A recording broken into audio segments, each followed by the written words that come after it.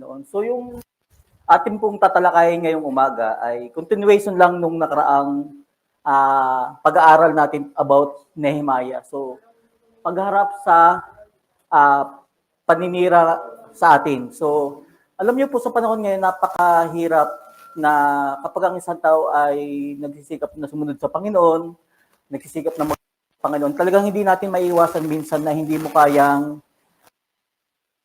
especially panahon ngayon. Kasi may mga tao talaga na hindi naniniwala at saka hindi sapat sa kanila yung ginagawa mo. At sa ganung paraan, talagang mayroong mga taong may masasabi at masasabi sa iyong ginagawa.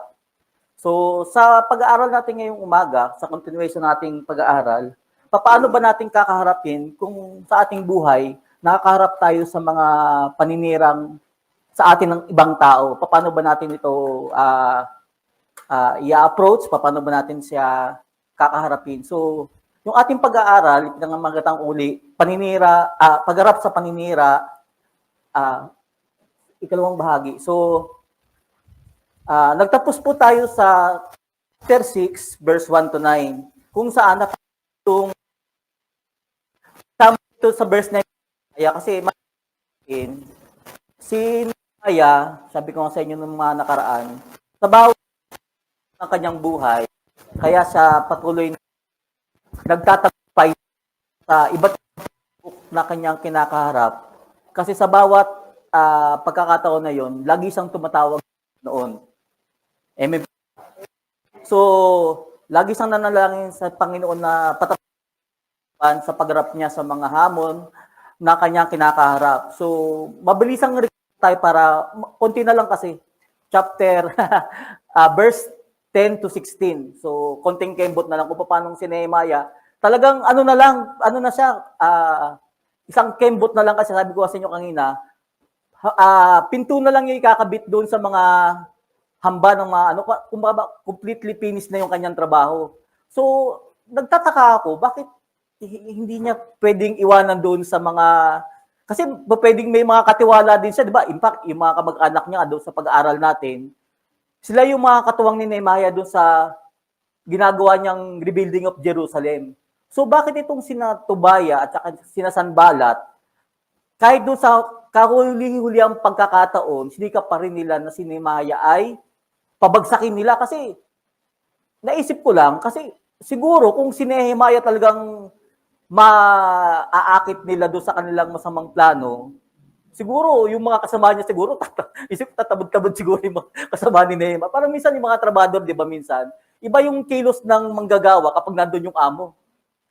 Maliban na lang kung ikaw ay isang Kristiyano o ikaw ay mananampalataya, dapat kung wala man yung amo mo na nakabantay sa'yo, dapat patuloy ka pa rin gumagawa doon sa gawain mo. Nasusundan. Parang na-imagine ko lang, bakit pag nawala doon si Nehemiah doon sa project na yun, bakit parang mapaparalis sa ata yung kanilang ginagawa? So, ganun kahalaga si Nehemiah doon sa rebuilding of Jerusalem. So, kung yung matatandaan sa verse 1 to 9, almost finished na at almost complete na yung project ni Nehemiah. So, sabi ko sa iyo, naitayo na yung mga wall, wala nang sira, at pinto na lang ang kinakailangan ikabit. Siyempre, never say die itong kalaban ni Nehemiah. Kung baka ba, hanggat sa huling pagkakataon, gagawin pa rin nila yung makakaya nila na ito ay hadlangan. So, ganun yung kaaway natin. Talagang minsan kasi tayo pagka malapit na tayo sa ginagawa natin, halimbawa, project, minsan nagiging complacent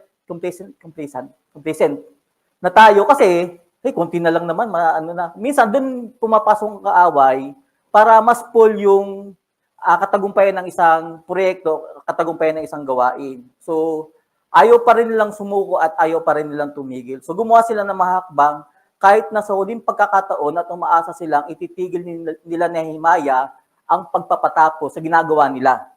So, yun yung ating napag-aralan nung nakaraan, which is, hindi gagawin ni Nehemiah kasi nga, gaya nga na sinabi ko sa inyo nung nakaraan, malakas yung kanyang discernment na yung ginagawa nilang pag-approach kay Nehemiah ay pakanala lamang nila para gawan siya ng masama at hindi maganda. So, sa ating natalakay na, gaano kahalaga yung discernment sa bawat mananampalataya at makikita natin dito na mapakalaking bagay sa isang mananampalataya na nakikita natin ng isang bagay o kaya isang sitwasyon sa paningin ng ating Panginoon. Kasi minsan, sabi ko nga doon sa pag-aaral natin noong nakaraan, minsan tayo nakatingin kasi tayo doon sa magandang pakita sa atin ng tao. Doon sa makita, magandang outward appearance. Kasi tayo, di ba, minsan kapag maganda, kapag maayos ang itsura, hindi tayo judgmental, pero nag-judge kagad tayo. Halimbawa, kapag example na lang, sa isang kainan kasi, pag hindi maganda yung suot mo, sabi to, wala naman tong, parang wala namang kakayang bumili to sa amin. Parang gano'n, di ba? Parang inaano mo siya, parang, ang gusto ko lang i-drive sa inyo, ganun kasi tayo, madalas tayong tumingin sa panlabas na itsura. Pero hindi nyo po ba alam, ng karamihan naman luloko, mga dikotse na. Kaya huwag kang pa kasi sigurado na yung mapormang kaharap mo ay hindi man luloko. Karamihan sa mga manluloko yun, baka, hindi naman sa kasi dati kasi pagka ang tingin mo doon sa mga manloloko, di ba, yung mga gusgusin, ang tingin mo doon sa mga snatcher siguro tong taon to kasi mukha pa lang, di na mapagkakatiwalaan. Pero di mo alam, yung mga hold up at saka yung mga mas grabing mga mangi-scam, yung mga mas maayos pa yun, di kotse pa nga yung iba, di ba? Kaya hindi ka po pwedeng dapat magusga at tumingin lamang doon sa panlabas na itsura. Yun yung gusto kong i-drive. So, huwag tayong tumingin doon sa outward appearance, bagkus gaya ng ating Panginoon, tumingin tayo sa intensyon at nilalaman ng puso ng isang tao, which is, yun yung pinakamahalaga. Makita natin yung motibo niya, yung sincerity niya, dahil yun yung nais ng Panginoon na makita natin sa isang tao. So, huwag sa panlabas na ipinapakita lamang sa atin. Kasi minsan, di ba kapag maganda yung, kaya nga kapag hindi mo kakilala isang tao, tapos biglang, parang ang ganda ng pakikitungo agad sa'yo, magdadalawang isip ka, bakit kaya, di ba kayo yung mga nabubudol sa, ako kapatid ko kasi na loko dyan, sidetrack muna, nung nandun sa crossing dyan sa kasi nagpadala ko sa kanya ng pera, papadala namin doon sa basta kamag-anak, tapos may nakasalubong daw siya, pinakitaan siya na, baka pwede akong humingi ng tulong, pinahawak sa kanya yung isang bunto na pera. Siyempre, parang maganda yung yung approach talaga. Ngayon, ang ibig ko lang i-drive dito, minsan kasi, nakaka-depende kasi tayo sa magandang pakita sa atin ng ibang tao na kahit na hindi natin kakilala, madali tayong magtiwala. Ang nangyari doon, so sabi niya, sige, hawakan mo muna tong pera. Isang bunto, nakita talaga isang buntong pera raw. Binalapan nyo. Tapos, ipinahawak sa kanya, sige, hawak-hawak mo na yung pera. Para sigurado ko na hindi mo ito itatakbo, bang meron ka dyan? Cellphone at saka magkano ba yung pera mo dyan? Ibigay mo muna sa akin. Yung kapatid ko naman, siguro, di ko masabi nagka-interest din. O sabi na, na-hypnotize. Ewan kung totoo ba yun. Pag may mga ganyan, di agad ako nag-aali. Di ko na-entertain. Ang laki ng pera mo, tapos ibibigay mo sa akin, sige mo sa akin yung kahit magkano. Nek mo. Sa akin siguro. Ay, siguro di ako naluloko lang ganyan. Kasi sabi siguro sa akin nung malala, mukhang mas wala naman tong pera. Ay, minsan mas maganda pa yung di ba? Simple lang. Ang ibig ko lang sabihin, to make the long story short, ibigay ng kapatid ko yung cellphone niya, ibigay niya yung mga 1.5 lang naman yung pinapapadala sa namin sa kapatid ko. Ibigay niya yung pera ko, tapos may pera rin siya isinama doon. Kasi nga, garantiya na hindi niya itatakbo yung isang bungkos na pera na tingin 1,000 na nagpapasama kasi sa kanya doon sa parang, terminal ba yun? Basta ganun, nagpapasama para siguraduhin niya na hindi niya itatakas yung hawak niyang pera doon na ibinalot niya sa panyo. Ang garantiya niya, ibigay niya yung cellphone niya or yung man yung perang meron siya. So, anong nangyari? Nagpaalam saglit lang, may lang. Tapos, wala na. Di ngayon, pagbukas ng kapatid ko doon sa panyo, alam niyo po ba yung laman ng panyo? Diyan yun na pinagtuping-tuping ganun. At sermo ko talaga sa kapatid ko, bulawan. Kasi, yun parang, hindi ko lang pambayad data ng renta, nag-renta pa kami dati sa Makati nun, parang ganun.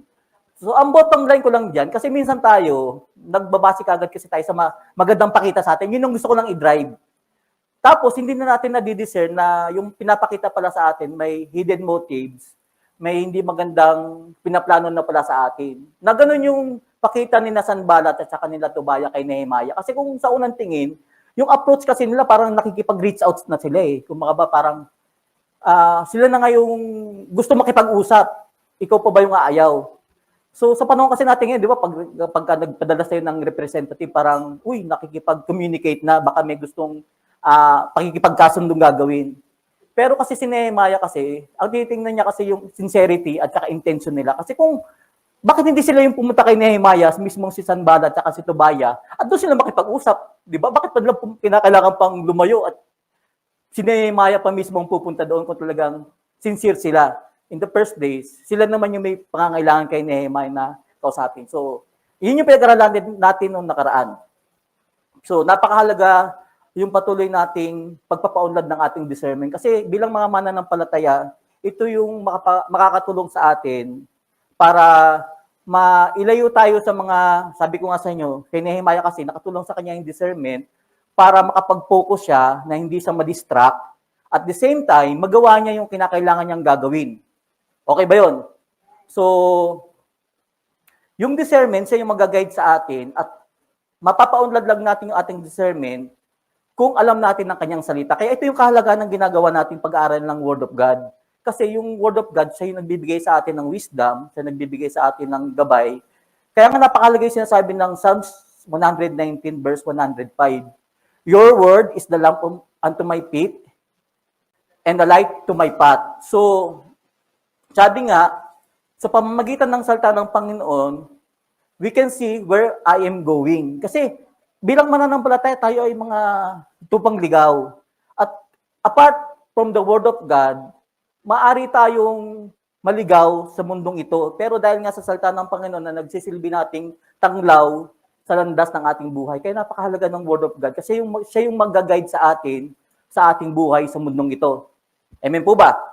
So ikalawa, sabi nga natin nung nakaraang linggo, mahalaga ding ma-develop natin ang ating discernment sa pamamagitan ng patuloy nating paglagong espiritual. Kasi yung discernment natin, hindi siya ma-develop kung patuloy tayong nananatiling sanggol o bata. Sabi, isang example ko sa inyo, si Ryzen, di ba? Parang kailan lang, karga ngayon, sumasakay na sa kotse. Ba, big time na. Buti pa ito si Rice, bata pa marunong na mag-drive. Di ba, sasakyan na. Sana all. No?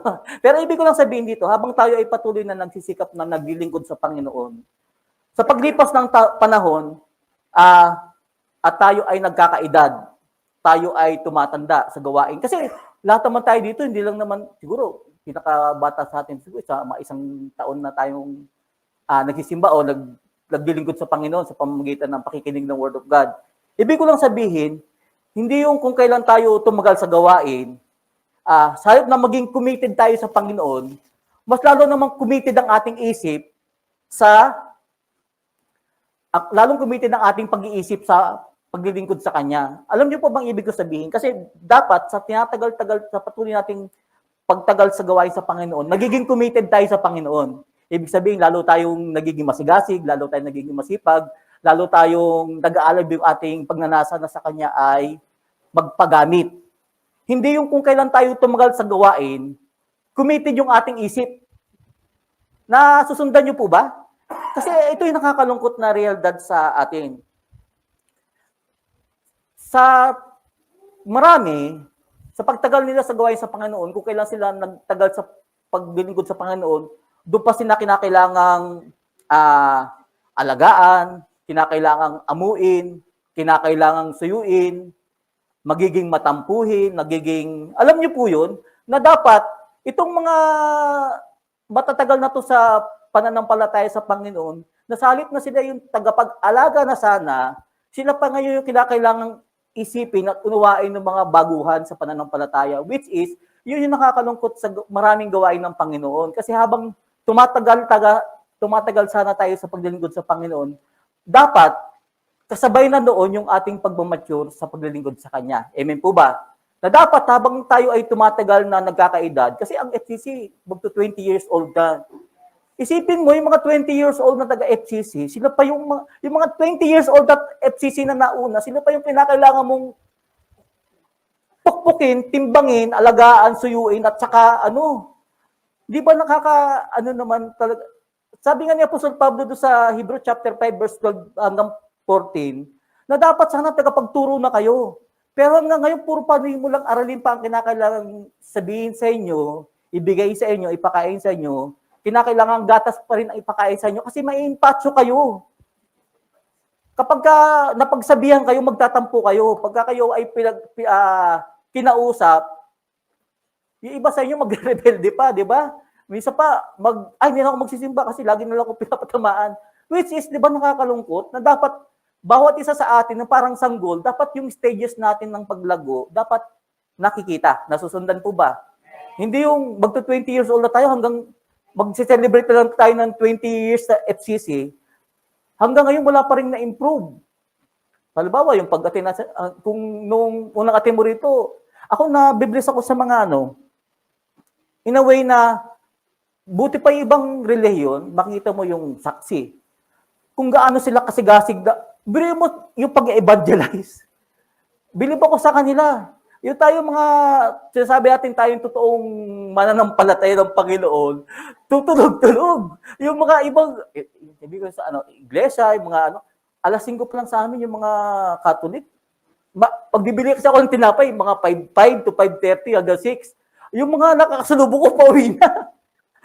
Nakakuha ng basbas. Kasi siguro kung literal natin yung pagpapala ng Panginoon, ibubuhos niya sa umaga pa lang, yung mga Kristiyano mauubusan. Kasi nauna na tayo ng Sa totoo lang, at yun yung nakakalungkot sa mga Kristiyano ngayon. Na dapat habang, ang ibig ko lang sabihin, kasi nung tayo, hindi pa tayo mananampalataya, ang aga natin sa simbahan, di ba? Sa totoo lang.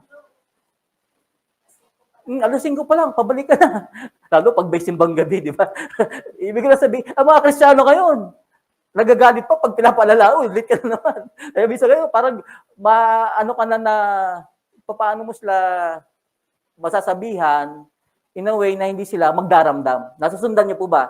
Pero dahil ikaw ay 20 years old na, dapat mature ka na, di ba? Kapag 20 years old na isang tao, ka na, responsable ka na, supposed to be. Kasi ako nung natatanda ako, nung bata pa ako, nung 10 years old ako, marunong na ako magsaing, marunong na ako maglaba, hindi na ako kailangan utusan. Pero ngayon, at 20 years old, gano'n talagang magdidilat talaga yung mga magulang para turuan lang. Ibig lang sabihin, ikukumpara lang natin. So, yun yung mga natutuan natin. So, dapat habang tayo tumatagal sa pagkakilala sa Panginoon, sa pagsikap natin na sumunod sa Kanyang kalooban, lalo tayong nagiging committed sa paglilingkod sa Kanya. Hindi committed yung ating isip sa pagtagal natin sa Panginoon. Amen po ba? Yun ang gusto ko i-drive. So, dapat sana matitigas sa pagkain na yung kinakain natin. Kasi yung matitigas sa pagkain, yung pagkain na yun ay para sa mga may sapat na gulang na nasanay na sa pagkakilala ng mabuti at saka masama. So, kapag ikaw ay napagsasabihan ng mga paalala, isa-isip mo na yun ay parang matigas sa pagkain para sa iyong ikakabuti. Kasi ako naniniwala naman dito, yung mga pastor natin, hindi tayo pagkasabihan para tayo ay saktan lang. Sinasabihan tayo para tayo ay tulungan, tayo ay magabayan, para tayo ay ituwid. Sino man mga magulang naman yung, kahit naman literal na magulang, di ba? Sino ba naman magulang ang magtuturo sa kanyang anak para sa ipahamak? Wala naman sigurong matinong magulang na gano'n. Pero may mga magulang din na ibinubulid yung kanilang anak sa maling gawain, which is, ako naniniwala sa simbahan naman, wala namang intensyon ng mga magulang natin na tayo ay ipahamak. Amen po ba? So, huwag tayong sasamaang doon pag tayo ay napagsasabihan. So, napakahalaga, patuloy natin pagsikapan na tayo ay umunlad, ma-develop yung ating spiritual maturity, at kaakibat nito yung pag-develop din ng ating discernment sa Panginoon. Kasi kung hindi natin i-develop yung ating spiritual maturity, huwag kang umasa na yung discernment mo rin, yung wisdom mo sa Panginoon, ay lalago din. So, mapakahalaga yung patuloy nating pakikinig, patuloy nating pagbabasa ng Word of God, patuloy nating, sabi nga sa Hebrew 10:25, huwag natin kakalimutan ng pagdalo sa mga gawain kasi ito yung time natin para tayo ay magpaalalahanan sa Panginoon. So, huwag tayong tumigil na magsikap na lumalim pa sa pagkakilala natin sa Panginoon at sikapin natin na hanapin natin yung kanyang kalooban kasi ito yung mahalaga. So, nakatulong kay Nehemiah yung discernment niya para hindi siya ma-distract, hindi siya maabala sa mahalaga at importante niyang dapat gawin. Mas kasi, sabi ko nga sa inyo kanina, ang focus kasi ng kaaway, pag may pinapagawa sa iyo ang Lord, i-distract ka niya eh. Kasi kapag ang isang tao may mahalagang ginagawa at na-distract mo siya, nakuha mo na yung oras niya na dapat sana ginugol niya para matapos niya yung proyektong gagawin niya. Tapos yung pag-distract pa na ginagawa siya ng kaaway, para awayin ka. So pag pinatulan mo siya, ang magiging ending, mamaya hindi mo na natapos yung pinapagawa sa iyo ng Panginoon. So, mas nakakapag-focus siya na mas napagtutuunan niya ang mahalagang bagay kaysa pagkaabalan pa niya ng panahon at oras yung mga hindi naman mahalaga at hindi importanteng gawain. Which is yung pakikipagkita nga ni pakikipagkita nga ni Nehemiah kina Sanballat at kay Tobias doon sa kapatagan ng uno, which is kumbaga ba, hindi importante. Kasi ang focus niya ay matapos kagad yung gawain kasi unang-una, may deadline sa sari, kinakailangan niyang bumalik. Hindi sa kanya yung lahat ng oras niya kasi pagkatapos siyang mapagawa yung project na yun, balik siya sa hari. Hindi naman lahat ng panahon, doon na sa Jerusalem eh. Kasi may taling lang siyang kinakailangang tapusin. So kung magpapadistract siya doon sa kinasanbalat, pwedeng ma-time over siya, di po ba? Okay. So more or less, natalakay natin ang kahalagahan ng discernment na hindi tayo hindi tayo magbabase ng ating desisyon, hindi tayo magbabase ng ating aksyon dahil lamang sa maganda ang ipinapakita sa atin ng ating kapwa. At higit sa lahat, kahit mapilit yung isang tao doon sa gusto niyang gawin natin, huwag tayong pumayag. So, hindi tayo aayon kasi pinipilit tayo. Especially kung yung pinapagawa sa atin ay alam natin hindi tama. Kasi ito yung nakakalungkot sa mga kabataan ngayon. Bakit marami mga kabataan ngayon ang na babarkada, napipressure? Kasi nga, alam niyo po sa mga barkada, mapipressure ka kung yung mga barkada mo may mga boyfriend, girlfriend na. Uy, bakit wala ka pang girlfriend? Bakit wala ka pang boyfriend? O, di ba? Pipressuring ka na mag-boyfriend ka na rin. Tapos pipressuring ka magbisyo, mag-inom ng alak. Pero kung ikaw ay isang kabataang alam mo yung tama mong dapat gagawin, kahit pinipilit ka, sabi ko nga sa inyo noong nakaraan, kung alam mo yung tama, maninindigan ka, ay hindi. Manigas ka dyan sa kakapilit sa akin, pero hindi kita aayunan, hindi ako oo sa pagpipilit mo lang sa akin. Di po ba? Kaya ka nga lang napipilit kasi gusto mo rin. Yun ang katotohanan. Kasi kung ayaw mo, ayaw. Kahit magtambling-tambling ka dyan, hindi po pwede. Kaya lang naman yung mga kabataan natin ngayon, napapahama kasi gusto rin nila yung, alam ba, kung yayaing uminom, yayaing magbisyo, kaya ka lang mapipilit kasi gusto mo rin. Pero kung talagang ayaw mo, wala silang magagawa. Kagaya ni Nehemiah kasi, buo yung kanyang desisyon. Kasi nanindigan sa as long na tama yung kanyang ginagawa at nasa katotohanan siya. So, sa panggigipin ni kay Nehemiah, sinikap nilang sirain ang kanyang reputasyon doon sa pagpapadala ng mga bukas na sulat. Isipin mo, para i-blackmail ka, sa panahon natin ngayon, kapag tayo ay sinisiraan ng puri, ang tendency natin, gaganti tayo eh. Aba, pinadala mo ko ng isang bukas sa sulat, 10 bukas sa sulat. Ang binawi mo doon sa 10, may alam, sinisiraan mo ko sa ganito, may alam din akong baho mo. Di ba? Ay, sa totoo lang, tayo kasi, mapaghiganti tayo. Ako pag ayaw natin maapi. Bagamat tama rin naman na wag tayong magpaapi, pero wag din tayong mang-api. Pero bilang mga Kristiyano, di ba nang ikaw yung inaapi, sinasabi ng hindi maganda, wag ka lang ikaw yung bumawi at ikaw yung gumawa ng hindi maganda. Nasusundan. Kasi kung nasa katotohanan ka, lalabas at lalabas din yan sa bandang huli. Parang sila kasi lumabas yung totoong ugali ni Sanballat na yung unang magandang pakita sa kanya doon sa unang 4 na sulat, siguro hindi pa ganoon barubal yung pag-ano sa kanya, kung medyo mild pa yung pag-ano sa kanya. Doon sa pang-5 sulat na bukas na yung sulat ay pinadala sa kanya, puro pag-aakusan puro pang-i-issue na yung binigay sa kanya, di ba? Binigyan na siya ng mga malisya na mga totoo ba na na gusto mo lang maging hari, kaya mo lang ginagawa yan? Isipin mo na naninindigan lang si Nehemiah na tama yung ginagawa niya, pero ini-issuean siya ng kanyang mga kalaban. So,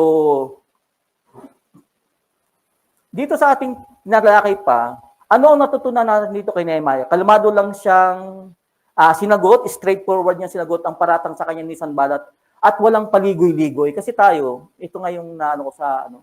Pag tayo kasi sinisiraan ng ating kapwa, nagbabackfight talaga tayo, sisiraan din natin siya. Kung sinabihan tayo ng masama, doble yung sama rin ng sasabihin natin sa kanya. Pero itong si Nehemiah, yung paratang sa kanya ni Sanballat, hindi niya na inelaborate, hindi siya nagpaliwanag ng pagkahaba-haba, punto by punto, para depensahan yung kanyang sarili. Kasi alam niyang tama yung ginagawa niya at wala siyang dapat ipaliwanag kay Sanballat. Tapos, in the first place, sabi ko nga sa inyo nung nakaraang tinalakay natin to, kahit magpaliwanag sa kay Sanballat, hindi naman makikinig si Sanballat eh. Hindi naman sa papakinggan kahit facts na yung iharap ng kahit mga meron pa siyang ebidensyang ipakita kay Sanballat na yung sulat galing sa hari, selyado, tapos ito yung mga patunay na totoo yung kanyang sinasabi at walang katotohanan yung sinasabi niyang paratang. Hindi naman masasatisfy si Sanballat, sabi ko nga sa inyo nung nakaraan, kasi masasatisfy mo lang si Sanballat kung ibibigay mo yung demand nila. At ano yung demand nila Sanballat? Itigil nila yung ginagawa nila, which is yun yung hindi sinasang-ayunan ni Nehemiah, kahit manggalaiti pa sila sa galit. Nasusundan. Kaya malabo niyang gagawin yun kasi nga, hindi siya susunod sa pinapagawa ng tao, kundi susunod siya sa pinapagawa ng Panginoon, which is yun yung tama at nasa katotohanan siya. So, itindihin niya yung balitang ipinagkakalat ni Sanballat, maikli lamang at hindi niya sinayang kanyang oras sa mahabang paliwanagan para mabigyan ng katarungan ang kanyang sarili. Which is, yun yung dapat nating matutunan kapag may naninira sa atin. Pabayaan mo lang. Kasi hindi mo naman mapipigil yan. Basta, alam mo na tama yung ginagawa mo, matakot ka lang kung may talagang ginagawa kang kaaliwas-wasan. Kasi minsan, ginagamit din ng pagkakataon yung ikaw ay ginaganyan para ma-realize mo rin sa sarili mo na mayroon ka palang dapat na itama at mayroon ka rin dapat na i-correct. Pero kung alam mo sa sarili mo na tama lang yung ginagawa mo, huwag matakot kasi sa bandang huli lalabas din ang katotohanan at hindi mo na kinakailangan pang ipagtanggol ang iyong sarili. So, yan yung nakaraan nating tinalakay na napag-usapan natin. So, dito sa Nehemiah chapter 6 verse 10, 6, tama. Nehemiah chapter 6 verse 10, dito na yung ating tatalakayin. Minsay, dinalaw ko si Semaya na anak ni Delaya at apo ni Mehatabel, sapagkat hindi siya makalis sa sarili niyang tahanan. Sabi niya, sumama ka sa akin at magtago tayo sa santuaryo, ipilid natin ang mga pinto at sapagkat maaaring ngayong gabi dumating ang papatay sa iyo. Ngunit sumagot ako, hindi ito ang uri ng lalaking tatakbo o magtatago. Akala mo ba'y magtatago ako sa templo para mabuhay? Hindi ko gagawin yan. Sumagi sa aking isip na hindi sa sinugo ng Diyos. Nilapitan niya ako sapagkat tiyong sinuhulan siya ni Sanballat at Tobia. Ginawa niya ito para takutin ako at nang sumang-ayon, sa gayon, magkakasala ako at masisira nila ang aking karangalan. O Diyos, parusahan niyo po si Sanballat at Tobia sa ginagawa niya sa akin. Gayon din po ang gawin niyo kay Noadias, ang babaeng propeta at iba pang mga propeta na nagtatangkang takutin ako. So, dito sa pagpapatuloy natin, sinubukan din ang takutin si Nehemiah kasi hindi siya napakuha sa paninirang puri. Hindi siya nakuha sa mga black propaganda kasi waipik kay Nehemiah, diretsahan niyang sinagot, sinungaling ka Sanballat, wala kang patunay na yan yung intensyon ko. So, napatunayan ng mga nakabasa siguro at nakapakinig sa paliwanag niya na ito palang si Sanballat talagang tatay ng mga marites, talagang ususyera lang talaga to. So, sinungaling yung Sanballat na yan. So, waipek yung kanilang plano. So, this time, ang ginawa naman nila Sanballat para si Nehemiah ay talagang mapabagsak nila, dinaanan nila sa takot. Alam niyo po, siguro ang isa sa pinaka-greatest fear ng isang tao, isa sa mga ultimate fear ng isang tao, kung siya ay mamatay. Bakit ka takot magutom? Kasi pag nagutom ka, magkakasakit ka, mamamatay ka. Bakit kapag natatakot madisgrasya? Kasi pag nadisgrasya ka, ma-hospital ka, baka mamatay ka. Alam niyo, ang ultimate fear kasi ng isang tao, pangkalahatan, ay takot na mamatay. Pero alam niyo po ba, sabi sa Bible, kung alam natin bilang mga mananampalataya, sabi nga ni Pablo, di ba? To live is to Christ and to die is gain. Kaya ito